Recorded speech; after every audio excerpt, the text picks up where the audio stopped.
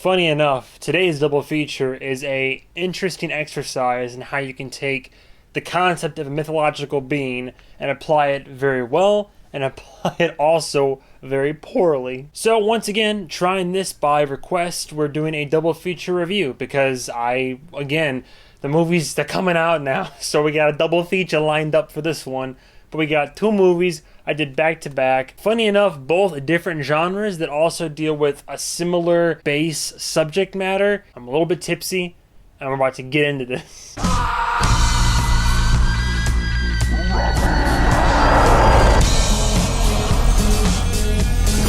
a wish! Save yourself! I have a wish.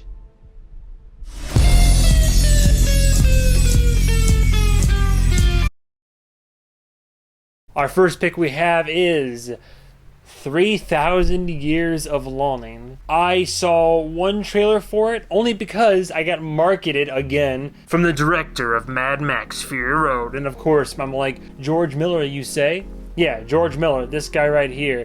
He's diddly directed this movie.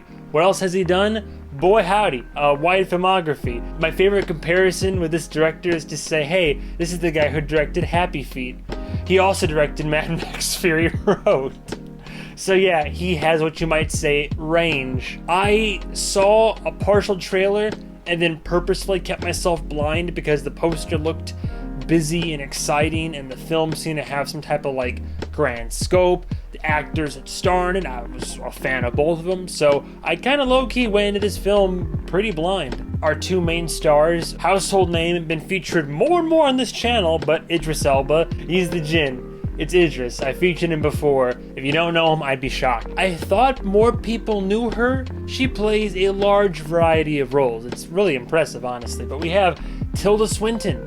Yeah, Tilda Swinton is it's framed as her being the primary protagonist, but the Jinn kind of makes up. But then Idris is kind of the primary, but they're both kind of co-primary, so anyway, yeah, she's been in a lot. Tilda is a gal who lives a lonely, solitary, highly educated life, and it's of her own accord. She made that decision. She is a perfectly content human being. I wonder what that's like. And she's just kind of vibing, really. She's doing her academic lectures. She's this, that, and the third with other scholars in her field. And of course, as fate will have it, she happens upon a Jinn, or for you Americans, a genie's bottle. And that's Idris. And he's summoned forth. I got your 3 wishes right here, pal. But she's like, well, I don't know. I don't want for anything. I'm content. That kind of leads more into a conversation between the two of them. And then eventually he recants his life story over the last 3,000 years of how he ended up in the bazaar where she found him and where he kind of started and his whole life history.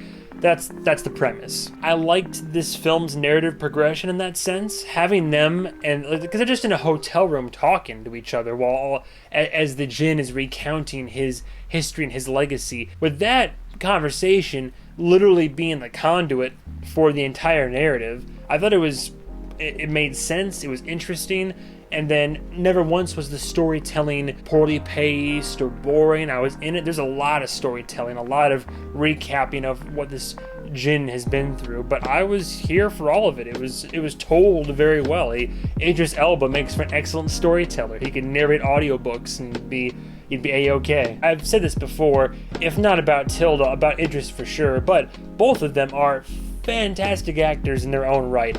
No complaints. I mean, the only way you're ever going to see either of them slip is if you gave them a poor script. But really, yeah, both Tilda Swinton, Idris Elba, fantastic. And you know what? It was just a fun, fantastical, intriguing journey. There was some realism to it, but also it was magical, fantastical, otherworldly, almost dreamlike in the story. But the way that it's being told and how it's being taken seriously and the framework of all this, even though it's a Jinn telling you about all these magical crusades that he's had, I could believe it. I was on board for it. Tastefully stylized. If you watch George Miller's previous works, especially if you watch Mad Max Fury Road, that whole movie, there's a lot of stylization, a lot of artistic or visual choices, but they all work to the movie's betterment.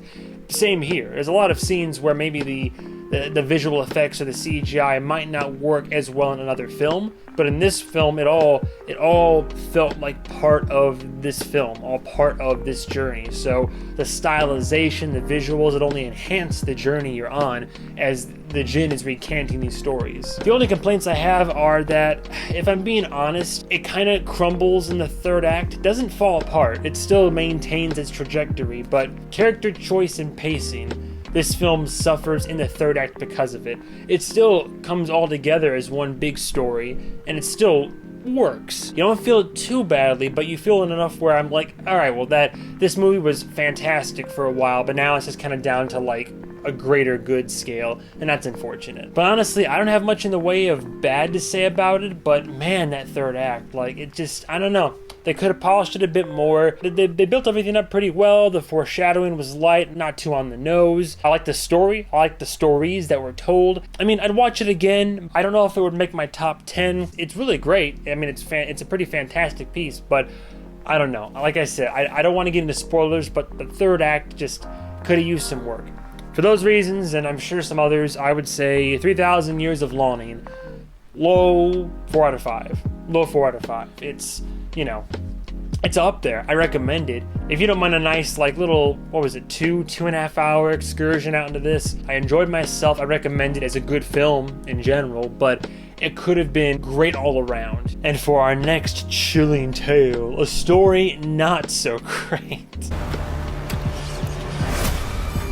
Get up prepared.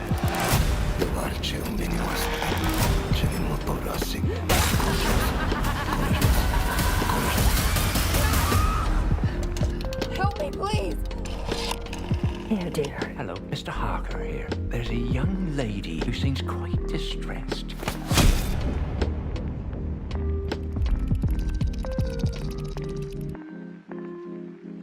Then we had The Invitation. No, The Invitation. No, the Invitation. No, the Invitation. Thank you. Yeah, I got some things to say about this one. Directed by Jessica Thompson, in what, as according to IMDb, is arguably her first full-length feature directorial debut, and we're getting a lot of those these days, just directorial debuts from various artists and directors. The main star of this, Natalia Emmanuel, I guess that's more feminine, I don't know. Natalia over here, she's the main star. Where do I know her from? I don't know about you, but I remember when she was in Game of Thrones. So she's coming off of that fame, I suppose. But yeah, she was in Game of Thrones. The other guy who I'm going to go ahead and out on a limb here and say is the other lead of this film, Thomas Doherty, usually how they say it, right? I don't know. According to IMDb, he's been acting since 2013, but he's more of like a Disney Channel, Disney film kind of guy. This is like Descendants 1 through 3 and other stuff that I care not to watch, but look, he's a handsome devil. He has talent. He has some chutzpah, so we're seeing him in films like this now. What is The Invitation? It's a movie that other movies have done better.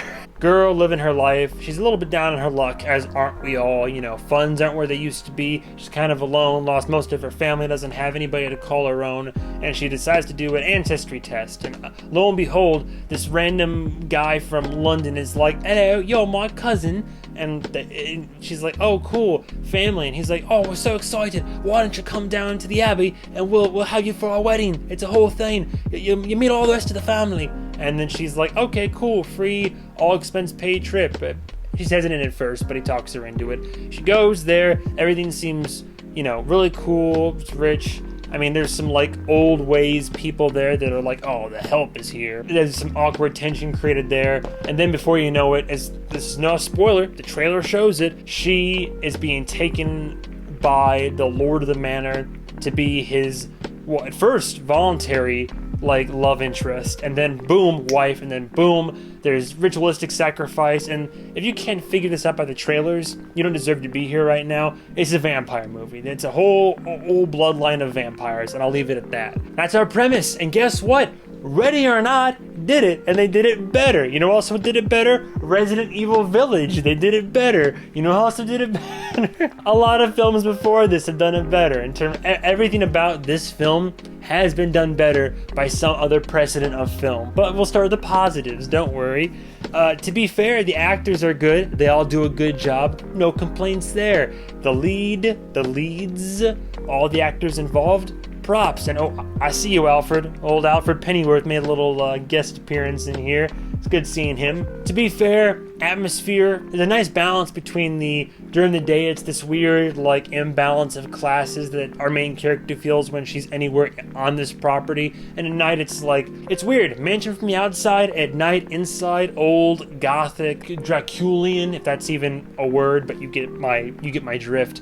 It's that feeling, it's just like dark, cobwebby, kind of oppressive. Like, you can tell it's all filmed on a studio, sure, but I mean, you know what, for the tone they're trying to set, props, they do a good job. Our main protagonist is likable. I didn't hate the characters, really. You know, when the antagonists reveal themselves, I'm like, yeah, you know, they're fucking elitist assholes that are also ancient and murderous. Okay, cool, that's a thing. But like, I never disliked the main character from the first moment that I met her, through her plight, through all this. I mean, you know, it's like Ready or Not. I was always there for the main character. She was well written, well acted, and her story was executed to a point where I never thought she was making a dumb call. She had good intentions, and for the most part, she has the survival instincts and is trying her best to make it through. So props, you wrote a good character. But man, could this have been done better. This film, this film is the definition of like melodramatic.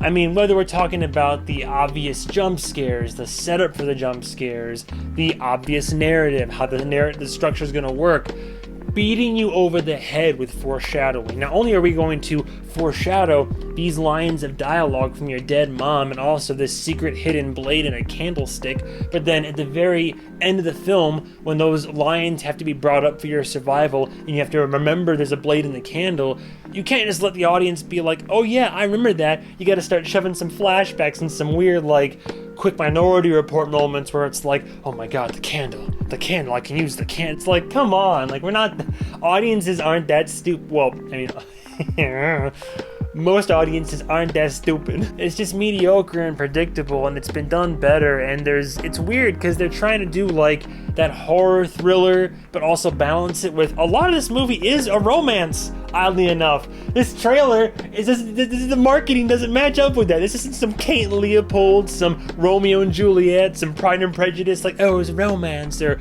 you know, even Pride, Prejudice, and Zombies had a balance between the two. This is weird, because you market it as it's going to be like a horror survival thriller, and then the movie actually happens, and there's moments of horror, but really, it's just a thriller romance drama. It's so weird, because you're building up these evil characters to almost to like them. Some of them, a couple of them, and you're focusing so much on the evolution of this romance, only for it to have it fall apart, and then you have your survival, but way at the end of the third act.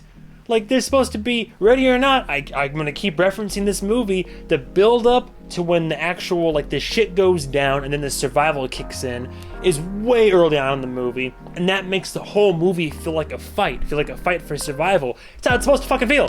Not this shit where you give me like, oh, here's an hour and a half movie, and an hour and 10 minutes is gonna be like awkward romance, scenes of creepiness, jump scares, occasional like murder shots, and just like one of the characters, I don't know if I can pull her up right here, is this Lady D.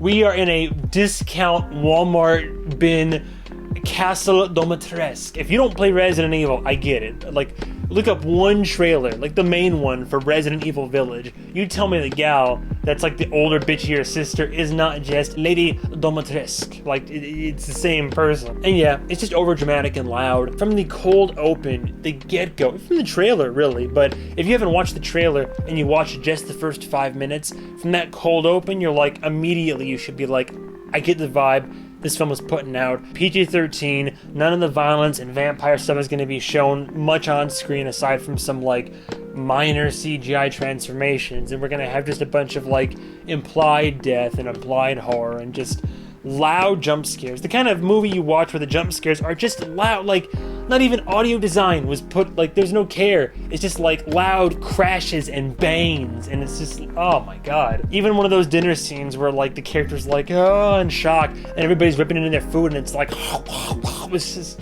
like, no, I don't, this is stupid. It's unfortunate because this isn't like a shitty movie. It's just definitely below average.